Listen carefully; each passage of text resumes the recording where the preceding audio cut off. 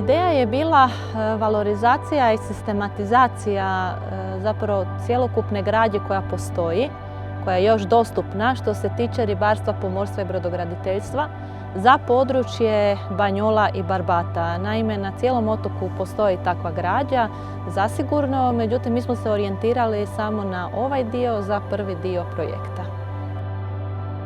Tokom radionica koje smo imali s Lagura Tramontana, doznali smo da postoji mogućnost da turistička zajednica može povući određena sredstva kroz natječaj Lagura.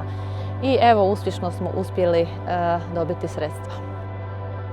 1.100.000 kuna iz EU fondova zapravo za ovaj projekat je još jedan dokaz da turistička zajednica ima potencijal da razvija, unapređuje i zapravo formira turistički proizvod svima nama na korist. I zapravo ovaj projekat je nama jedna priča naše tradicije, povijesti, svega onoga što smo se mi zapravo i čime smo se mi bavili, od čega smo živjeli i prije pojave i ekspanzije turizma. Suradnja je zaista izvrsna i upravo ta riječ suradnja označava naš odnos. Naime, uvijek u svakom trenutku kada je potrebno dobili bi povratnu informaciju koja nam je bila bitna, od velike važnosti, a isto tako se mi trudimo biti uvijek na pomoć Laguru kada mi to možemo i kada se naravno od nas to traži. Meni je djed taj koji je u jednom trenutku života odlučio privatno raditi barke.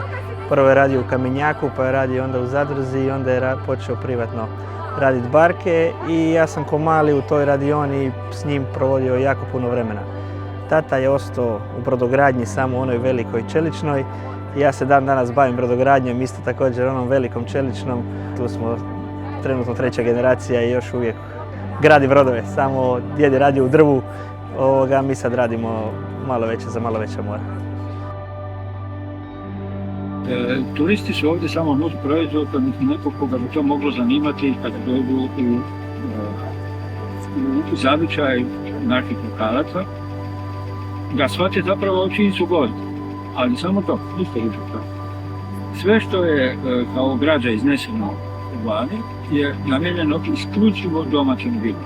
Dakle, cilj ovog što smo skupili je da se ne zaboravi ono kako se živjelo i radilo prije samo 20 godina, jer već danas nije više tako. Voljeli bi nastaviti s ovim projektom, dakle ne smatramo ga završenim, smatramo da je završena prva etapa i voljeli bi kada bi dobili mogućnost da dalje nastavimo istraživati jer vjerujemo da bi to za naredne naraštaje bilo izuzetno korisno i dobro. Pa internet i virtualni svijet je zapravo neograničen.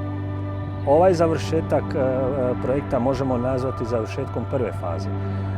Dakako da smo mi formiranjem ovog projekta stvorili pretpostavke da se on nadograđuje i to me posebice veseli jer osim institucije muzeja kao takvog, dakle zgrade sa svim onim artefaktima koji se unutra nalaze, mi možemo slobodno reći da zapravo cijelo područje grada Raba, na otoku Rabu, pa i cijeli otok su zapravo muzej na otvorenom. Sufinancirano sredstvima Europske unije iz Europskog fonda za pomorstvo i ribarstvo.